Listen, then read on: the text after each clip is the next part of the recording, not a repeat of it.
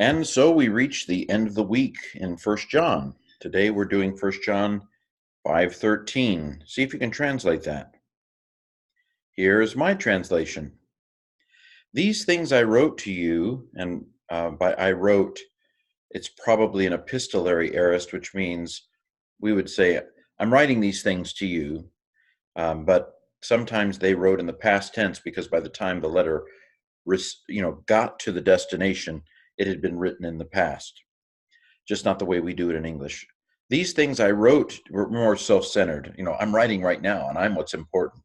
Um, these things I wrote to you in order that you might know that you have eternal life. To those who believe on the name of the Son of God. That is, it's the ones who believe on the Son of God who have eternal life. Now, there are other manuscripts here, especially the majority of the medieval manuscripts, and therefore the King James would read here, these things I wrote to you, to those who believe in the name of the Son of God.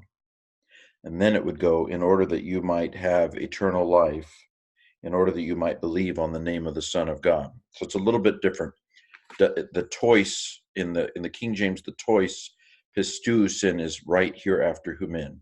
I'm writing these things to you who believe, and then on the name of the Son of God. And then it has in order that you might believe, in order that you might have eternal life. And then it says again, in order that you might believe on the name of the Son of God. Well, as usual, one of the principles of textual criticism is that the more difficult reading is more likely to be original, because it's more likely that a copyist would fix something or clean up something rather than make it, especially grammatically, complicated. So for example, there's no doctrine involved here. It's strictly a matter of what actually reads the best. And so, although the King James doesn't read real well, it's a little redundant. It has a double thing. And this is again what some of the early textual critics like Westcott and Hort suggested, that the medieval text, the Textus Receptus text, had these kind of, what do they call them? Let me see if I can pull it out of my brain here. Conflation, I think, is what they called it, where you'd see two readings in the manuscripts, and the copier would say, "Well, I don't want to leave out something," and so they would put both readings in. Again, this is an argument for the originality from common sense, not from manuscript arguments, but although the manuscript's arguments usually work this way. So the kind of common sense, which came first and is most likely to explain the other variations, that's common sense. That's what convinced me. But that approach usually maps to seeing manuscripts like Codex Sinaiticus and Vaticanus from the 300s. They're the ones that actually match that kind of intuitive approach the most.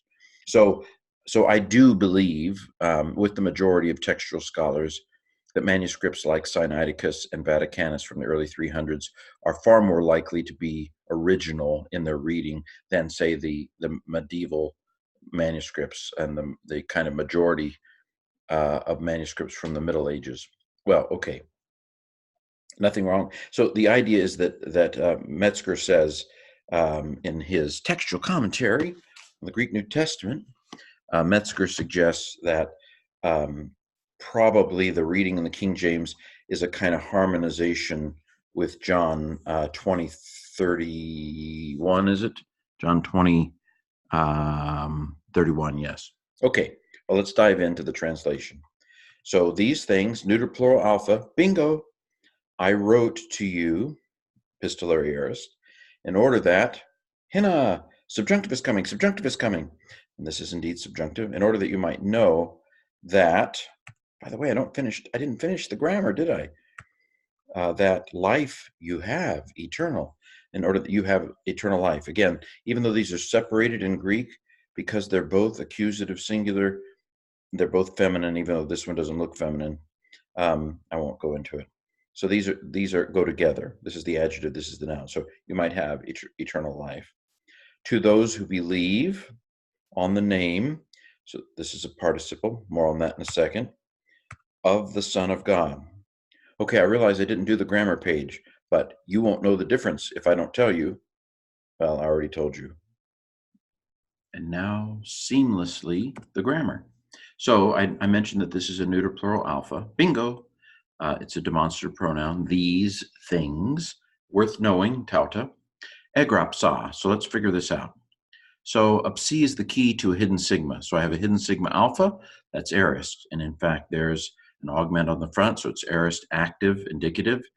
Sa is the first person singular. What word is it? It's grapho. So it's aorist active indicative, third singular from grapho. Hina again means subjunctive is coming, subjunctive is coming. So I'm not disappointed. This is subjunctive. The long vowel before the ending is indeed, the vowel's fried. It must be subjunctive. It is indeed. So te is second person plural active, subjunctive, active, subjunctive, second plural. What's it from? Well, I see the id in the middle. That has me thinking that it's either something to do with seeing or oida, which is knowing, and in fact it is oida. And so oida is weird. It's like perfect in form, but present in meaning. So actually, I'm not even sure this is perfect. It might actually be pluperfect in form or past perfect in form. That's probably right. Let me go ahead and leave it that way. Well, Interlinear Bible is telling me that I had it right the first time, so let's go with perfect. That is a noun clause, right? Have eternal life. Now, this pistuosin, if you just have pistuosin all by itself, you might think, oh, that's a present active indicative third plural. They believe. But the article, the dative plural article on the front of it suggests, oh, wait a minute, isn't there a dative plural participle that looks like a third person plural? I'm sorry, there is. The articles are a clue here. So this is, in fact, a dative masculine plural. It is present active, but it's present active participle, dative masculine plural from pistuo. And so the participles, masculine participles, follow the third conjugation. The third declension. Archon, antos, anti, anta, antes, anton, usi, unta. Anyway, ontas. Anyway, okay, so this is in present active participle. So it's because it has the article, use who to the ones who believe, okay, in the name of the Son of God. And now pronunciation. So, tauta, egropsa, humin, hina, edete, hoti, zoane, ekete, ionion, tois, pistuusin, eis to onoma, tu huiu tu theu. So trying to read it at normal speed. Tauta egropsa, humin, hina edete, hoti zoane ekete ionion. Tois pistuusin eis to onoma tu huiu tu theu. Okay, I tried. And so we end our week in 1 John 5.